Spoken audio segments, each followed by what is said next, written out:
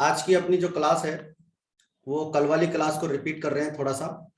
Methods of allocating और providing depreciation, यानी depreciation calculate करने के जो हमारे पास मेथड्स होते हैं वो काफी सारे मेथड्स हैं। Various methods have been devised for providing depreciation. Different methods are suitable for different assets depending upon the nature and type of assets. मतलब कई सारे मेथड्स अपने पास हैं जो डिपेंड करते हैं असेट्स के ऊपर, उसके नेचर के ऊपर और उसके टाइप के ऊपर। There are 10 methods. Out of these 10 methods only first 2 methods are in our syllabus of RBSc। तो हम डायरेक्टली इन दोनों मेथड्स के बारे में ज्यादा डिस्कस करेंगे। Straight line method, straight line method जो होता है, this method is also termed as original cost method because under this method depreciation is charged at fixed percentage on the original cost of the assets। यानी इसमें जो depreciation लगता है वो fixed cost पे लगता है। फिक्स्ड कॉस्ट की जो वैल्यू होती है किसी भी असेट्स की, उसके ऊपर एक फिक्स परसेंटेज से लगता है। The amount of depreciation remains equal from year to year and such the method is known also known as equal installment method या fixed installment method। इसमें जो depreciation का अमाउंट होता है वो फिक्स रहता है ईयर टू ईयर, यानी हर साल same amount as a depreciation हम डिडक्ट करते हैं। तो इस मेथड को हम इक्वल इंस्टॉलमेंट मेथड या फिक्स्ड इंस्टॉलमेंट मेथड भी कहते हैं। Under this method the amount of depreciation is calculated by deducting the scrap value from its original cost of the assets and then dividing by the remaining balance by number of years of its estimated life. ये देखो अपने पास एक formula है yearly depreciation निकालने का। Original cost of assets minus estimated scrap value upon estimated life of the assets। Original cost यानी कि कोई भी असेट्स हमने कितने में परचेज किए और परचेज करते वक्त जो भी एक्सपेंसेज हुआ है वो भी उसी की कॉस्ट में ऐड हो जाता है, तो उसे हम ओरिजिनल कॉस्ट बोलते हैं। स्क्रैप वैल्यू का मतलब होता है कि after estimated life of that assets उसकी वैल्यू क्या रहेगी, तो जिसको हम एक साल्वेज वैल्यू के रूप में या स्क्रैप वैल्यू के रूप में आइडेंटिफाई करते हैं। तो उसका अपन माइनस करते हैं एस्टिमेटेड लाइफ, यानी वो असेट्स कितने साल चलने वाली है। एक एग्जांपल मैंने आपके सामने यहाँ पर लिया है।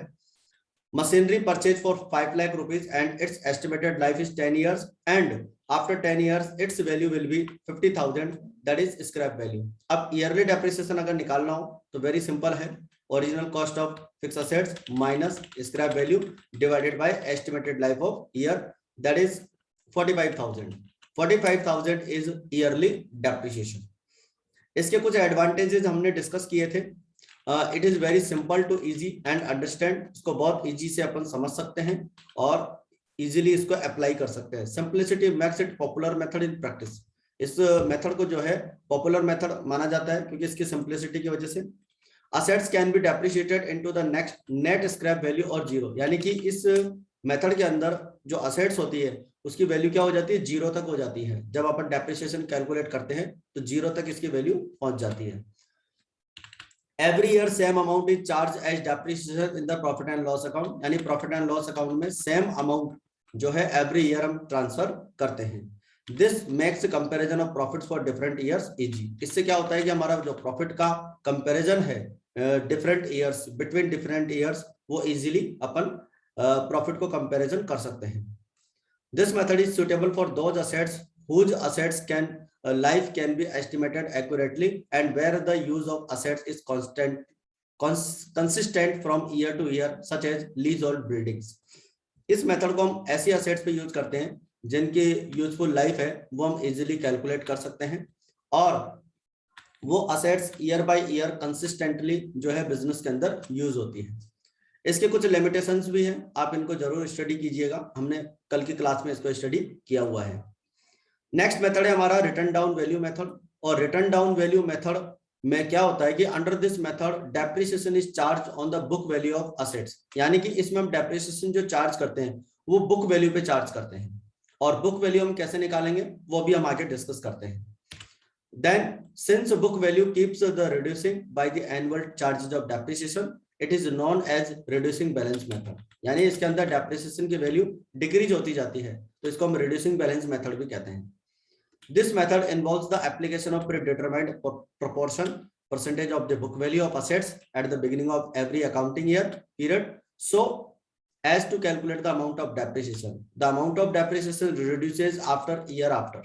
यानी कि इसमें डेप्रिसिएशन जो है वो रिड्यूस होता जाता है। अब मैं आपको एक एग्जांपल से यहाँ पर इसको समझाता हूँ, फिर आगे हम इसके प्रैक्टिकल क्वेश्चंस भी स्टार्ट करेंगे। For example, machinery purchase 5 lakh rupees 1 April 2019 and the rate of depreciation is 10% per annum. अब जब हम रिटर्न डाउन वैल्यू मेथड से डेप्रिसिएशन कैलकुलेट करेंगे तो अपने को स्क्रैप वैल्यू और एस्टिमेटेड लाइफ की कोई रिक्वायरमेंट नहीं है। यानी कि हमें एक तो एस्टिमेटेड लाइफ नहीं चाहिए और एक आपकी जो क्या बोलते हैं उसको एस्टिमेटेड लाइफ और स्क्रैप वैल्यू दोनों की रिक्वायरमेंट नहीं है। यहाँ पर केवल परसेंटेज से हमारा काम हो जाएगा। तो रिटर्न डाउन वैल्यू कैसे निकालते हैं? Cost of assets minus depreciation. एक सिंपल सा एग्जांपल मैं आपके सामने लेता हूँ। ये मैंने क्या पे टेबल बना रखी है। ईयर 2019-20 मैंने यहाँ पे लिखा है। 1920 इसलिए बच्चों क्योंकि 1 अप्रैल को अपन ने यहाँ पर असेट्स परचेज किया और हमारा अकाउंटिंग ईयर जो स्टार्ट होता है वो 1 अप्रैल से होता है और जो एंड होगा वो 31 मार्च 2020 को होगा। ठीक है, तो ईयर हमारा हो गया 1920। तो यहाँ पर हमारी जो ओरिजिनल कॉस्ट है वो 5 लाख है। इसका 10% डेप्रिसिएशन अपन कैलकुलेट करेंगे, that will be 50,000 for complete year. Now balance will be WDV, इसको बोलते हैं हम रिटर्न डाउन वैल्यू। यानी कि कॉस्ट में से आप डेप्रिसिएशन माइनस कर दीजिए तो आपकी WDV यहाँ पर 4,50,000 आ जाएगी। अब जब आप नेक्स्ट ईयर डेप्रिसिएशन लगाएंगे, अब ओरिजिनल कॉस्ट मेथड में तो क्या होता है कि हर साल अपने को 5 लाख का 10% लगाना है। इसका मतलब हर साल 50,000 रुपए का डेप्रिसिएशन लगेगा। बट यहाँ पर जो डेप्रिसिएशन लगाना है वो 4,50,000 पे लगाना है। तो 4,50,000 का 10% हम कैलकुलेट करेंगे, दैट विल बी 45,000। इसके बाद में 4,50,000 जो अभी हमारे पास आया है इसमें से हम 45,000 माइनस करेंगे तो हमारी जो बैलेंस होगा वो होगा 4,05,000। That will be WDV after second year.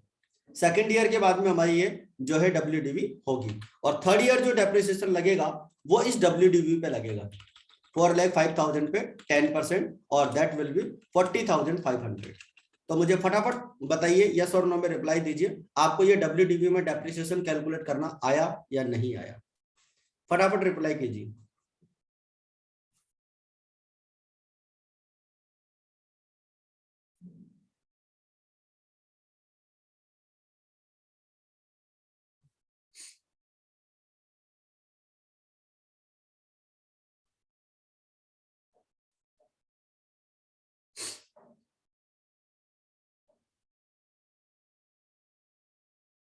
Okay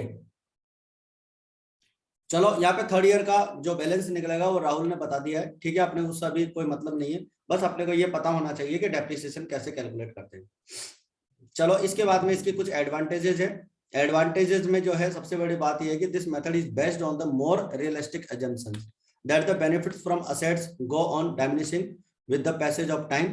यानी कि ये जो मेथड है सबसे एप्रोप्रिएट मेथड माना जाता है क्योंकि जो रियलिस्टिक assumptions के ऊपर डिपेंड करता है ये मेथड कि एक्चुअल में ऐसा होता है। ठीक है, और hence it is calls for proper allocation of cost of because higher depreciation is charged on early years and when assets utility is higher। मतलब क्या होता है कि जब assets को हम ज्यादातर यूज कर रहे हैं, ज्यादा यूज कर रहे हैं तो डेप्रिसिएशन ज्यादा लगेगा और जैसे जैसे assets का यूज हमारा कम होता जाएगा डेप्रिसिएशन भी कम होता चला जाएगा। और इसमें क्या होता है कि repair and maintenance expenses starting में तो ज्यादा लगते हैं और बाद में कम। क्या होता है कि बैलेंस इक्वल हो जाता है। It results into almost equal burden of depreciation and repair maintenance expenses taken together every year on the profit and loss account। क्या होगा कि repairs and maintenance का expenses तो बढ़ता जाएगा क्योंकि जैसे जैसे आपकी assets पुरानी होती जाएगी वैसे वैसे उसका repair maintenance बढ़ता जाएगा और depreciation कम होता जाएगा। तो दोनों expenses का real जो actual burden है equal burden वहां पर पड़ने वाला है। और सबसे इंपॉर्टेंट बात जो है वो ये है कि इस मेथड को इनकम टैक्स एक्ट 1961 के अकॉर्डिंग अप्रूवल मिला हुआ है। तो इस मेथड को वो टैक्स पर्पस के लिए यूज करते हैं। ठीक है, बाकी की चीजें अपन ने क्लास में डिस्कस की हुई है, आप इनको अच्छे से रीड आउट कीजिएगा और कहीं पे भी कोई भी डाउट आपको नजर आए तो आप मुझे कमेंट बॉक्स में जरूर बताना। अब आज मैं यहाँ पर आपको कुछ एंट्रीज और रिवाइज करवा देता हूँ। मेथड्स ऑफ रिकॉर्डिंग डेप्रिसिएशन, यानी डेप्रिसिएशन को रिकॉर्ड करने के मेथड कौन कौन से हैं। देखो, पहला मेथड होता है charging depreciation to assets account, यानी कि डेप्रिसिएशन जो है वो असेट्स अकाउंट पे चार्ज करना है। इसका मीन्स होता है कि आप असेट्स अकाउंट डेबिट, ये असेट्स परचेज करने की एंट्री, और डेप्रिसिएशन कैलकुलेट करने के लिए असेट्स अकाउंट को क्रेडिट करते हैं। तो ये हमारा फर्स्ट मेथड है। इसमें हम क्या करते हैं, फर्स्ट एंट्री यहाँ पर सबसे पहले for recording purchase of assets, assets account debit to vendor या बैंक अकाउंट। बैंक अकाउंट तो हम इसलिए लिखते हैं कि अगर हमने कैश या बैंक से परचेज की हो, और वेंडर इसलिए लिखते हैं कि अगर हमने असेट्स को क्रेडिट परचेज किया हो तो वेंडर अकाउंट लिखते हैं। इसके बाद में एवरी ईयर डेप्रिसिएशन लगाते हैं, तो depreciation account debit to assets account, और डेप्रिसिएशन को हम P&L अकाउंट में ट्रांसफर करते हैं क्योंकि हमारे बिजनेस का एक्सपेंसेज है, तो profit and loss account debit to depreciation account. तो यह फर्स्ट मेथड के अकॉर्डिंग अपनी जर्नल एंट्रीज बनेगी, charging depreciation to assets account. Now next method is creating provision for depreciation. इस मेथड को मैं आगे और अच्छे से ब्रीफली डिस्कस करूंगा, बट फिलहाल मैं भी आपको यहाँ पर एक फर्स्ट मेथड का क्वेश्चन लेके चल रहा हूं। This is your illustration number first. आप अपनी कॉपी के अंदर इस क्वेश्चन का सॉल्यूशन साथ के साथ करेंगे। पहले एक बार अपन क्वेश्चन समझते हैं। Okay, please maintain copy and pen. Mrs Singhania and Messrs Singhania and brothers purchase a plant of 5 lakh rupees on April 2017 and spent 50,000 for its installation. The salvage value of the plant after its useful life of 10 years is estimated 10,000 rupees। ये इसकी salvage value हो गई। Record journal entries for the year 2000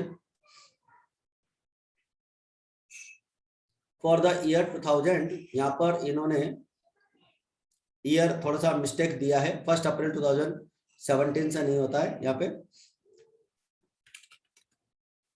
इसको हम करते हैं 3 years के लिए बोला है इन्होंने। एक सेकंड, इसको हम यहां से डिडक्ट कर देते हैं। Okay, now record journal entries and draw plant and machinery and depreciation account for first 3 years given that the depreciation is charged using straight line method if the books are accounts close on every year 31st March and the firm charges depreciation to assets account। यानी कि first method अपने को use करना है depreciation के लिए, depreciation charges to assets account. ठीक है, चलो स्टार्ट करते हैं। सबसे पहले अपन इंफॉर्मेशन को यहां पर फाइंड आउट करते हैं।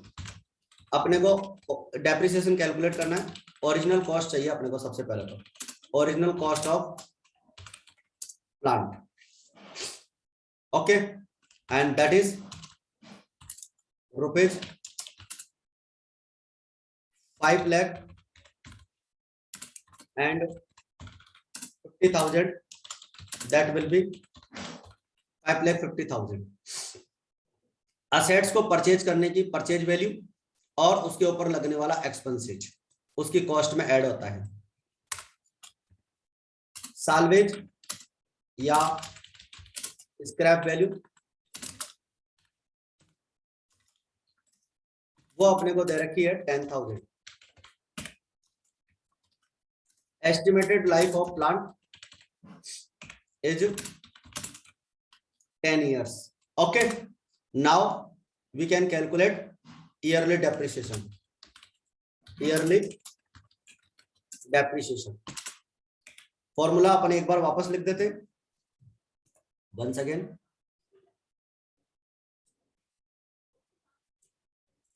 Okay, original cost of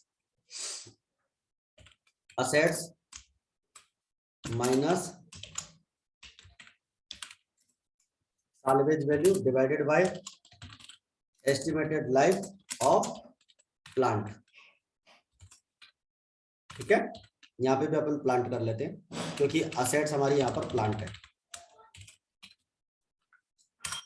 okay, चलो मैं यहाँ पे कैलकुलेट करता हूँ। आप एक बार फटाफट कमेंट बॉक्स में मुझे कैलकुलेट करके बताओ डेप्रिसिएशन कितना आने वाला है।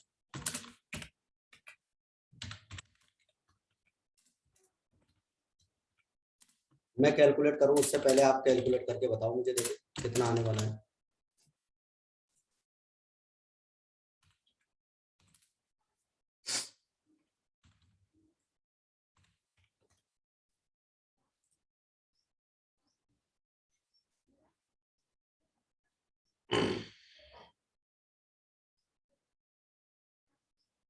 कैलकुलेट करो, अच्छे से कैलकुलेट करो। कौन कैलकुलेट करता है? 5,50,000 में से 10,000 माइनस कीजिए और 10 का डिवाइड कीजिए, and depreciation will be 54,000 annual.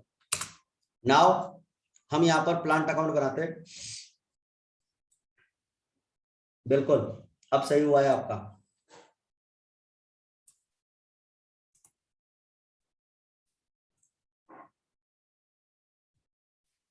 अब यहां पर हम प्लांट अकाउंट बनाते हैं।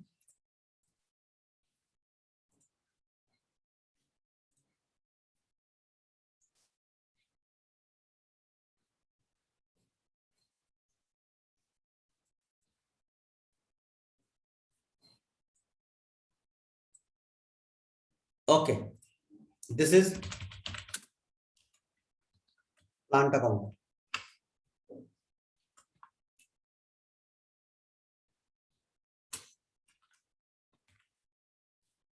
कॉलम्स इसके हम बनाएंगे, date, particulars, amount, particulars, amount. These are the columns of plant account.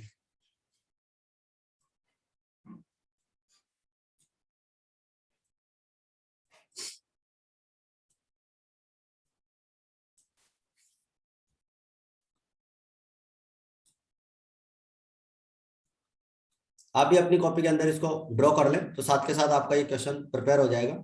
Illustration कर रहे हैं अपन अभी यहाँ पर। प्लांट अकाउंट सबसे पहले अपन यहाँ पे लिखते हैं, हमने कब खरीदा है? 2017 में खरीदा है। 17 अप्रैल 1। क्या लिखते हैं? To bank account. Okay, 5 lakh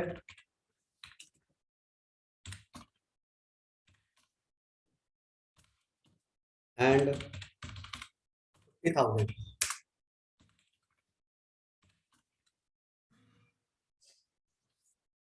देखो, ये मैंने डेबिट में क्यों लिखा है? ये मैंने डेबिट में लिखा है क्योंकि हमारी एंट्री बनेगी plant account debit 5,50,000 to bank account. और आपको पता है लेजर पोस्टिंग जब हम करते हैं तो प्लांट अकाउंट यहाँ पर डेबिट हो रहा है, तो मैं डेबिट साइड में लिखूंगा 5,50,000। और इसके बाद मुझे डेप्रिसिएशन चार्ज करना है, डेप्रिसिएशन अकाउंट डेबिट, और डेप्रिसिएशन का अमाउंट मेरा फिक्स है 54,000 टू प्लांट अकाउंट। फटाफट मुझे रिप्लाई करके बताओ कि ये दोनों एंट्री जो मैंने आपके सामने टाइप की है ये आपको समझ में आएगी नहीं है? प्लांट परचेज करने की entry, plant account debit to bank, और depreciation account debit to plant account, ये दोनों एंट्री समझ में आएगी नहीं आएगी? फटाफट बताओ जल्दी से।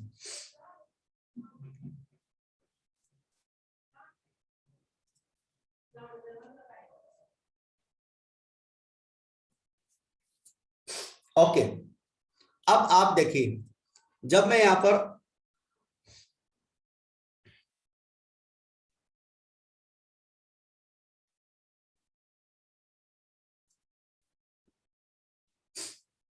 आप पोस्टिंग कर रहे हैं पर और कुछ नहीं कर रहे हैं, इसके अंदर लेजर पोस्टिंग कर रहे हैं, जर्नल एंट्री की हम पोस्टिंग करेंगे। तो plant is a real account, और according to real account what comes in debit, हम इसको डेबिट करते हैं, और पेमेंट चेक से होता है, बैंक से होता है, ठीक है। नॉर्मली बिग जो अमाउंट होता है वो हम चेक से पेमेंट करते हैं, तो बैंक अकाउंट हम क्रेडिट करते हैं, because bank is a personal account and according to personal account giver will be credited. तो यहाँ पर ये दोनों रूल्स फॉलो हो रहे हैं। रियल अकाउंट का रूल लगता है कि what comes in debit, plant हम परचेज कर रहे हैं बिजनेस के अंदर, प्लांट बिजनेस में आ रहा है तो प्लांट अकाउंट डेबिट, और पेमेंट उसका बैंक पे कर रहा है तो बैंक अकाउंट क्रेडिट। और depreciation account debit, depreciation business का एक्सपेंसेज है, लॉस है, all losses are debited according to nominal account and there plant value is reduces, और according to the rules of assets account, according to accounting equation, accounting equation के according जो हमारे 5 types के accounts होते हैं उसमें assets account होता है, और असेट्स अकाउंट का रूल होता है कि अगर असेट्स इंक्रीज होती है तो डेबिट करते हैं, और असेट्स अगर डिक्रीज होती है तो क्रेडिट करते हैं। तो यहाँ पर डेप्रिसिएशन लगने से असेट्स की वैल्यू डिक्रीज हो रही है, और ये अपने को कब लगेगी? At the end of year, और ईयर कब एंड होगा? मार्च 31st। ओके, तो मार्च 31st को मैंने यहां पर क्या कर दिया? डेट लिख दी, और यहां पर हम लिखेंगे bye depreciation. Okay, depreciation account में यहां पे लिखने वाला हूं। देखिए मैंने यहां पर डेप्रिसिएशन अकाउंट लिख दिया। 1 सेकेंड,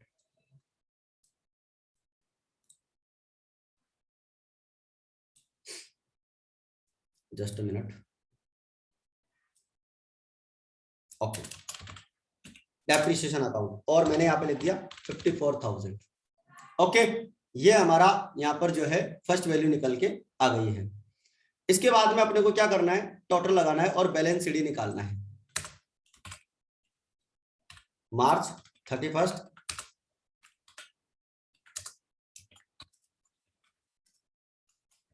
बैलेंस शीट। फटाफट मुझे 5,50,000 में से 54,000 माइनस करके बताओ। बैलेंसिंग कर रहे हैं अपन यहाँ पर।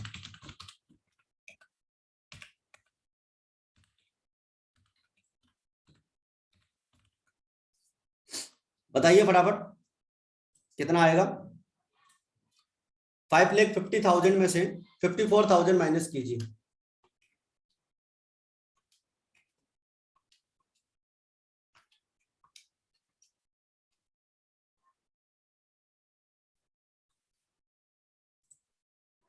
$4,96,000।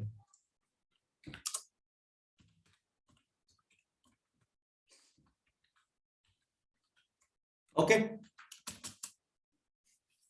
ये हमारा फर्स्ट अकाउंटिंग ईयर कंप्लीट हो गया, और फर्स्ट अकाउंटिंग ईयर की हमने यहां पर एंट्रीज कंप्लीट कर ली है।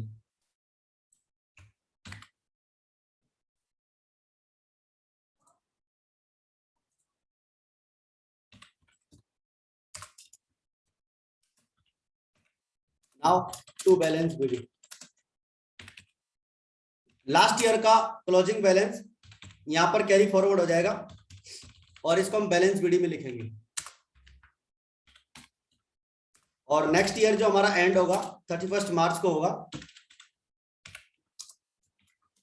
अनदर डेप्रिसिएशन सेकंड ईयर का हम यहाँ पर कैलकुलेट करेंगे। एक बार मैं आपको यहाँ पर कंप्लीट कर देता हूँ, फिर आपको वापस से समझा दूंगा। ये इसका नॉर्मल प्रोसीजर होता है बच्चों, डेप्रिसिएशन लगा अकाउंट करने का, और ये बहुत सिंपल है, बहुत ही सिंपल है, अगर हमें जर्नल एंट्रीज और लेजर पोस्टिंग अच्छे से आती है तो। और आपको अच्छे से पता है कि हमारी जो जर्नल एंट्रीज है वो हर अकाउंटिंग का बेस है। ठीक है, चलो फटाफट मुझे इसका टोटल करके बताओ। 4,96,000 में से 54 माइनस करेंगे, कितना बचेगा?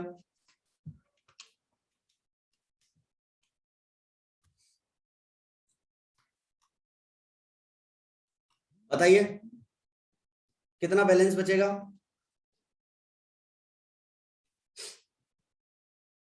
4,42,000। Great.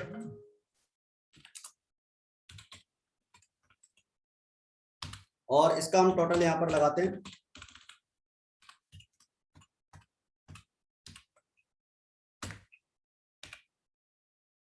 Now third year, 3 years के लिए इसने बोला था, तो हमारा यहाँ पर फर्स्ट ईयर कंप्लीट हो गया, सेकंड ईयर कंप्लीट हो गया। अब थर्ड ईयर की बात करते हैं। देखो डेट आप समझ लेना अच्छे से, 1 अप्रैल 2018 से 31 मार्च 2019 तक ये अकाउंटिंग ईयर चलता है, और 19 पे 1 अप्रैल को यहाँ पर नेक्स्ट अकाउंटिंग ईयर बिगिन हो रहा है। तो हम यहाँ पर इसको बैलेंस बीडी में लिखेंगे। ओपनिंग बैलेंस बैलेंस बीडी से लिखते हैं, बैलेंस ब्रॉट डाउन, और क्लोजिंग बैलेंस बैलेंस सीडी से लिखते हैं, balance carried down. All right, now एक बार फिर से हम यहाँ पर बैलेंस लिखते हैं, और ये हमारा अकाउंटिंग ईयर 20 तक चलेगा, मार्च 31 बाय डेप्रिसिएशन अकाउंट। देखो अगर ये मेथड किसी को समझ में आ गया है, मैं समझता हूं सभी को समझ में आ गया होगा, और रिटर्न डाउन वैल्यू मेथड बिल्कुल इसी के अकॉर्डिंग ही है, बस उसमें डेप्रिसिएशन डिक्रीज होता जाएगा।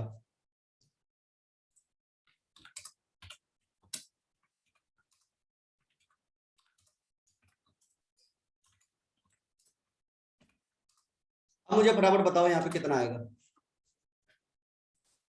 Very good, great.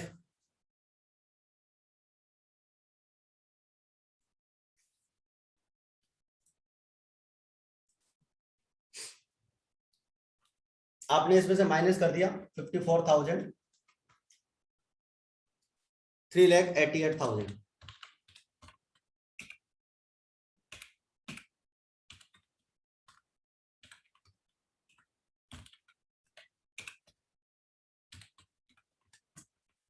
चलो अब मैं आपको पूरा अकाउंट वापस से रिवाइज करा रहा हूं, सिंपल सी जर्नल एंट्रीज, ठीक है, सिंपल सी जर्नल एंट्रीज। और जर्नल एंट्रीज को हम कई बार कहते हैं, किसी 11th क्लास के किसी भी स्टूडेंट्स को पूछते हैं कि आपको जर्नल एंट्रीज आती है, वो बोलते हैं कि हाँ सर बिल्कुल। अरे सर जर्नल एंट्री कोई चीज है क्या? वो तो वैसे ही आती है हमारे को। और मैं आपको बता देता हूँ, सबसे बड़ी गलती जर्नल एंट्रीज और लेजर पोस्टिंग की वजह से ही होती है। अगर हमें प्रॉपर तरीके से जर्नल एंट्रीज आती है और प्रॉपर तरीके से लेजर पोस्टिंग आती है, तो कोई भी अकाउंट हो, कोई भी अकाउंट हो, कोई भी लेजर हो, गलत हो ही नहीं सकती, अगर हमें बेसिक कॉन्सेप्ट अच्छे से पता है तो फर्स्ट एंट्री हमने यहां पर की थी प्लांट परचेज करने की, plant account debit to bank account. आपको पता है ये किसी भी अकाउंट की डेबिट साइड होती है, ये इस तरफ वाली जो साइड है वो डेबिट साइड है, और इस तरफ वाली जो साइड है वो हमारी क्रेडिट साइड है। 1 सेकेंड, यह हमारा क्रेडिट साइड है।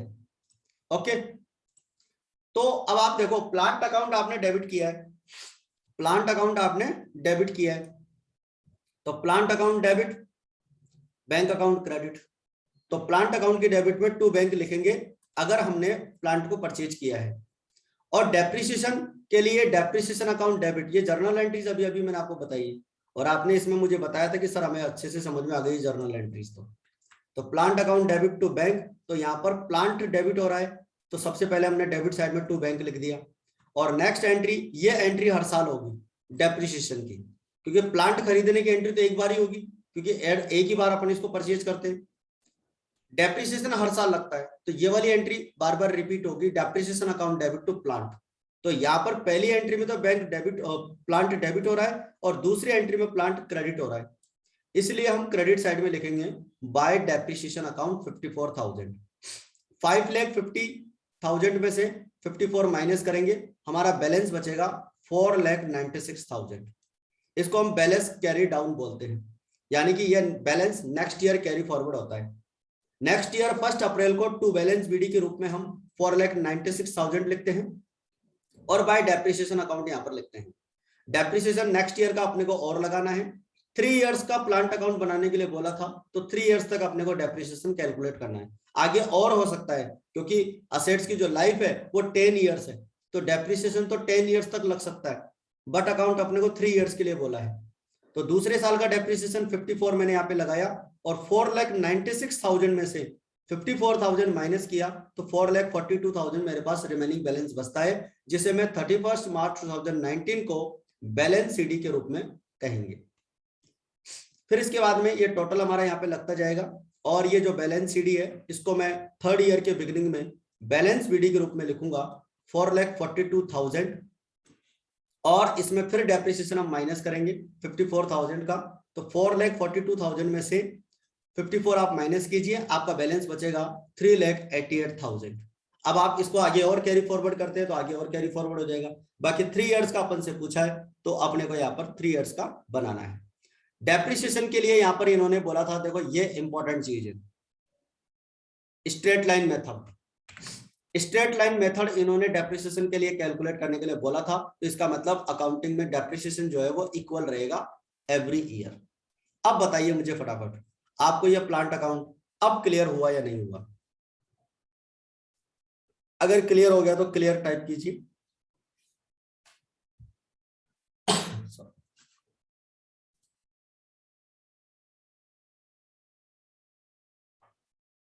निशा आप बताइए, आपको समझ में आया बेटा?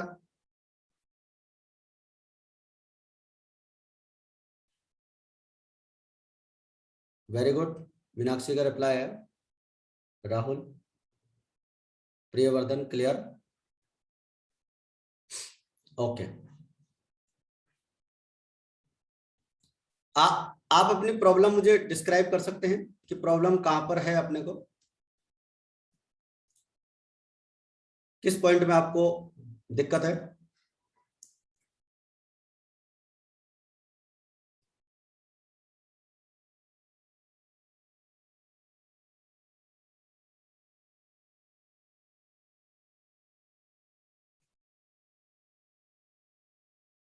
ऑल राइट, तो ये हमारा प्लांट अकाउंट यहाँ पर कंप्लीट होता है। अब इसके बाद में हमें डेप्रिसिएशन अकाउंट बनाने के लिए बोला है। देखो इसके अंदर डेप्रिसिएशन अकाउंट भी बोला है, डेप्रिसिएशन अकाउंट, ठीक है। और डेप्रिसिएशन अकाउंट के लिए हमें इसकी दो एंट्रीज ध्यान रखनी है। देखो एक एंट्री और बनती है यहाँ पे, profit and loss account debit, यानी इस डेप्रिसिएशन को हम यहाँ पर ट्रांसफर करेंगे।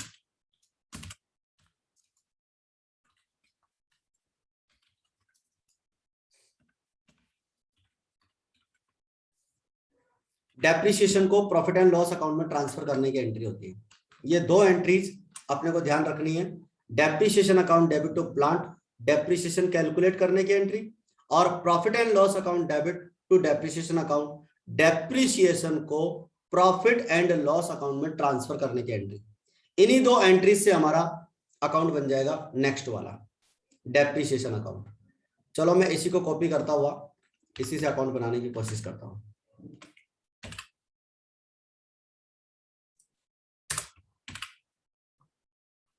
This is our depreciation account.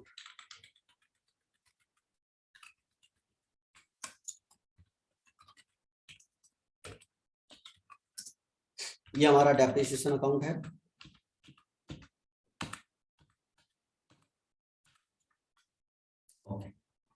Entry आपकी पहली, depreciation account debit to plant, यानी डेप्रिसिएशन अकाउंट के डेबिट में अपने को टू प्लांट लिखना है।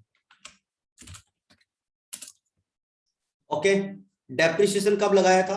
ईयर एंड में, तो यहां पर आपको डेट भी ईयर एंड के लिखनी पड़ेगी, मार्च 31। ओके, ये मैंने यहां पर ईयर एंड की डेट लिख दी है, इसको मैं रेज कर देता हूं। ओके,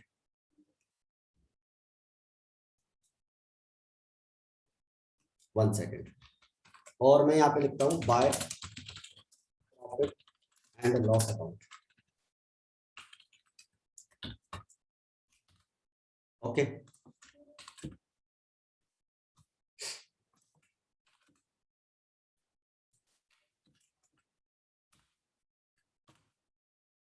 ये हमारा यहाँ पर फर्स्ट ईयर की अकाउंटिंग इसकी कंप्लीट हो जाती है, 54,000। ये देखो ये वाली एंट्री है, पहली एंट्री है depreciation account debit to plant, यानी डेप्रिसिएशन के डेबिट में टू प्लांट लिखना है।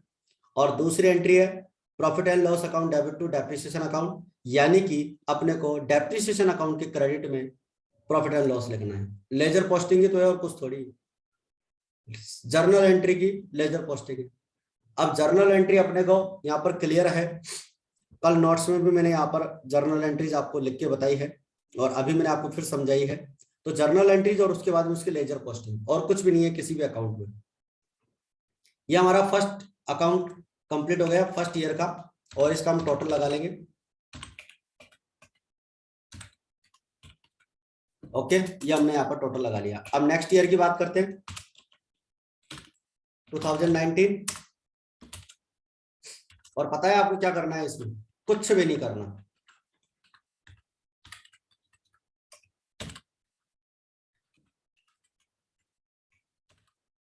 Copy paste. कुछ भी नहीं करना आपको, बस ईयर चेंज करना है। सेम प्रोसीजर, क्योंकि हर साल का डेप्रिसिएशन आपने यहाँ पे लगा दिया और उसको प्रॉफिट एंड लॉस अकाउंट में ट्रांसफर कर दिया। कुछ भी नहीं करना, आप देख लो, ये आपका डेप्रिसिएशन अकाउंट कंप्लीट हो गया। एंट्रीज दो ध्यान रखनी, ये वाली, depreciation account debit to plant account और profit and loss account debit to depreciation account. अब बताइए मुझे, डेप्रिसिएशन अकाउंट क्लियर है क्या? सिर्फ दो एंट्री लेजर पोस्टिंग करनी है इसके अंदर। मैंने कुछ नया सिखाया है नहीं आपको, मैंने आपको सिर्फ आपकी जर्नल एंट्रीज और आपकी जो लेजर पोस्टिंग है उसको किया है एक न्यू वे में, जिसको हमने डेप्रिसिएशन अकाउंट और प्लांट अकाउंट बोल दिया। बस बताइए फटाफट, डेप्रिसिएशन अकाउंट क्लियर है क्या?